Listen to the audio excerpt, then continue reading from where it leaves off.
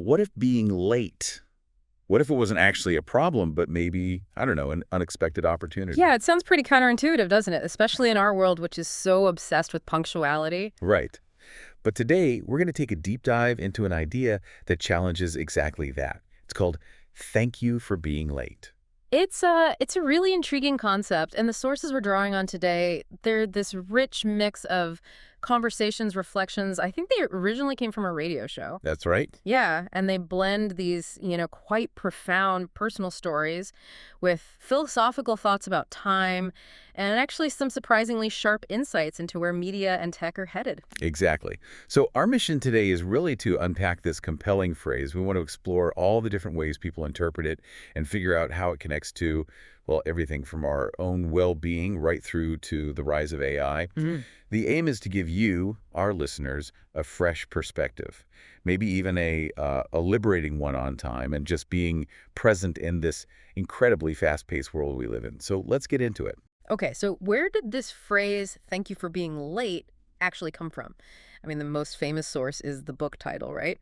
By Thomas Friedman, the journalist, Yeah. published back in 2016. Yeah, that's the one everyone knows. But it also got a lot of traction, interestingly, as the theme for a keynote speech. It was at a Coursera conference in London. That's actually where I first heard it used like that. Oh, really? So not Friedman himself speaking. No, it wasn't Friedman. It was the keynote speaker. Yeah. And they used it right at the start to sort of put the audience at ease because people were still filtering in, maybe for the first half hour or so. Ah, I see. So it was practical initially. Totally practical. But it also, kind of cleverly, gave the speaker themselves a bit of extra breathing room. A moment to think, okay, are the remarks I prepared really the right thing to say right now? It was quite effective.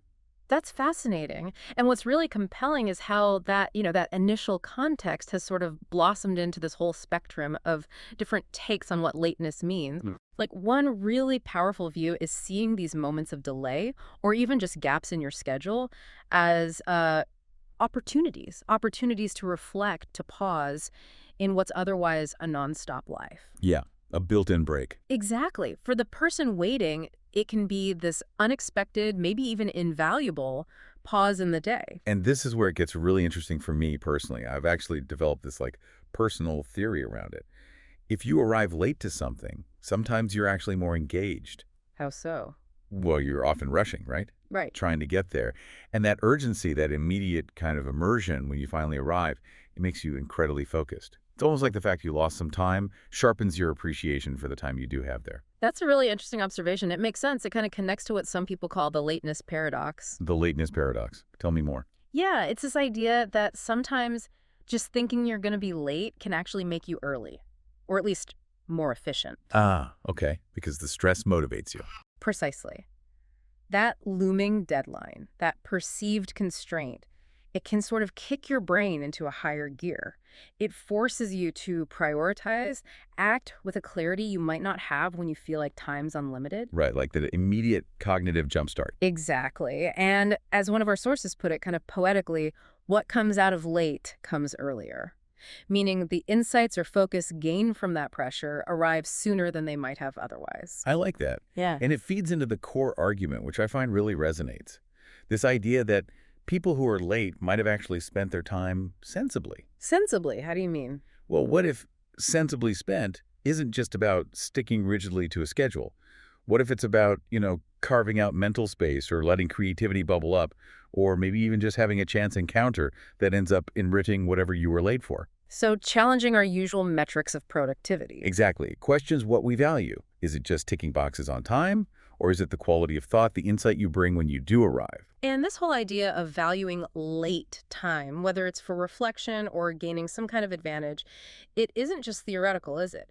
It connects really deeply to how we personally experience and manage time. Absolutely. In fact, one of the sources showed this really fascinating personal story about time perception. Someone found that living independently while bringing peace and freedom also meant they started losing track of time, which sounds maybe nice, but can be disorienting. Okay, yeah, I can see that. So what did they do? Well, they found this simple but quite profound solution. They got a Mac digital clock set up to announce the time out loud, like 13 hours or 4.30. Ah, an audible anchor. Exactly, a consistent external anchor to just punctuate the day and help them reground their internal sense of time. It's a great reminder that sometimes we need those external cues. That's a really smart approach. And, speaking of personal relevance, this whole thank you for being late idea resonates very strongly with me because of my CVI, my cerebral visual impairment. Right, which is a neurological condition affecting vision. Yeah, specifically, it affects spatial awareness and perception.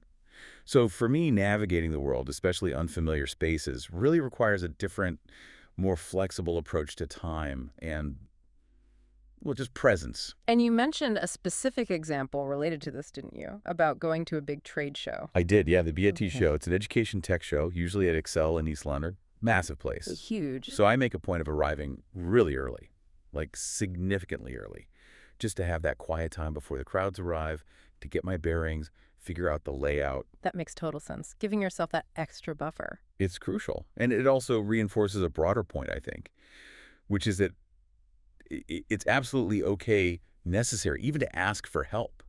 Asking security guards for directions in a huge venue like Excel. Yeah, people are generally willing to help, aren't they? Most people are genuinely helpful, yeah. And it's also through those interactions when you're maybe feeling a bit vulnerable that you make real connections. And, people learn that visual impairment isn't scary. It's just different. Mm-hmm.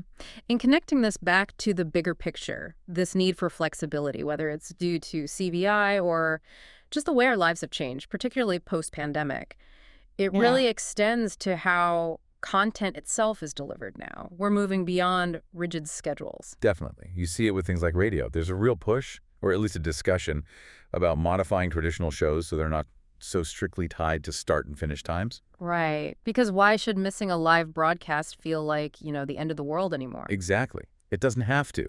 Thanks to platforms like Mixcloud, YouTube, all the on-demand services, you, the listener, can just find shows or even specific clips, whatever it works for you. It puts the power back in the audience's hands, really. Accessibility and convenience. And that naturally changes how things are made, too, doesn't Oh, it? absolutely.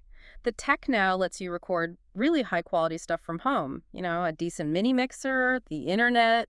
That's all you need sometimes. Which gives you way more flexibility. You can cover topics maybe you couldn't touch on live FM radio for whatever reason. Right. So while some shows will stay live, of course, others can become these curated collections. Maybe clips put together in new ways we couldn't easily do before. And what strikes me is how much this mirrors the adaptation so many of us went through during the pandemic lockdowns. Remember how rigid schedules just kind of dissolved for a lot of people? Definitely.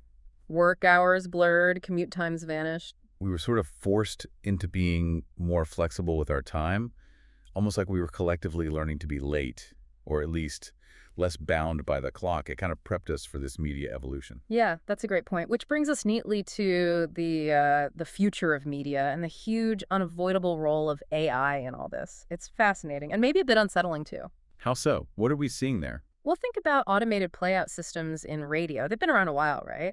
These systems that just keep the broadcast going, kicking in automatically if there's silence, like if a host steps away unexpectedly. Right, continuity software. Exactly. But that technology is basically a precursor to how AI could manage content on a much grander scale, ensuring there's always something playing, tailored, perhaps. And going beyond just filling gaps, there's AI's potential to actively create, right? And maybe know things we don't. That's the next level. You could absolutely see AI algorithms programmed to sift through archives, combining old clips to generate entirely new shows, maybe shows tailored to specific listener profiles. Which leads to the slightly unnerving idea that the AI could end up knowing more about the audience, their preferences, than the human hosts do. It's possible. And then you get into bigger questions. If AI can manage content delivery so effectively, potentially creating new digital platforms, what happens to traditional infrastructure, like FM radio? Could it become obsolete? Well, maybe the signals get repurposed.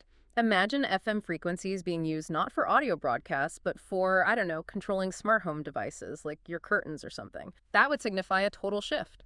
Wow, that's quite a thought. And lurking behind all this, of course, is the concern about jobs. The perennial fear that AI just gets smarter, faster, better, and eventually makes human roles redundant. It's a valid concern. But I think one of the sources made a crucial point. Ultimately, if the content is brilliant, truly brilliant, Then the delivery method or the timing. yeah, lateness is nothing, as they put it. The quality shines through, regardless of how or exactly when you get it. That feels like a good principle to hold on to. Content is king still. So, okay, navigating this huge tech revolution, Mm-hmm. what does it mean for us, practically?